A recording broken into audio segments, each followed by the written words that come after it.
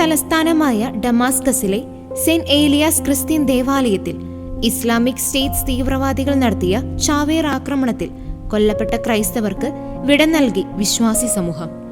ആയിരങ്ങളുടെ സാന്നിധ്യത്തിൽ ഡമാസ്കസിലെ ഗസ ജില്ലയിലെ holy cross ദേവാലയത്തിൽ വെച്ചാണ് വിശുദ്ധ കുർബാന മധ്യേ നടന്ന ചാവേർ ബോംബാക്രമണത്തിൽ കൊല്ലപ്പെട്ടവരുടെ മൃതസംസ്കാര ശുശ്രൂഷകൾ നടന്നത്. ഗ്രീക്ക് ഓർത്തഡോക്സ് പാത്രിയാർക്കീസ് ജോൺ യാസീഗിയുടെ മുഖ്യ കാർമ്മികത്വത്തിൽ നടന്ന മൃതസംസ്കാര ശുശ്രൂഷയിൽ മെൽക്കൈറ്റ് കത്തോലിക്ക പാത്രിയാർക്കീസ് യൂസഫ് അസ്ബി, സിറിയൻ കത്തോലിക്ക പാത്രിയാർക്കീസ് ഇഗ്നേഷ്യസ് യൂസഫ് മൂന്നാമൻ എന്നിവരും നിരവധി മെത്രാന്മാരും വൈദികരും പങ്കെടുത്തു. മൃതസംസ്കാര പ്രാർത്ഥനകൾക്ക് മുമ്പുള്ള തന്റെ പ്രസംഗത്തിൽ ഓർത്തഡോക്സ് പാത്രിയാർക്കീസ് യാസീഗി ആക്രമണത്തെ അപലപിച്ചു സംസാരിച്ചു.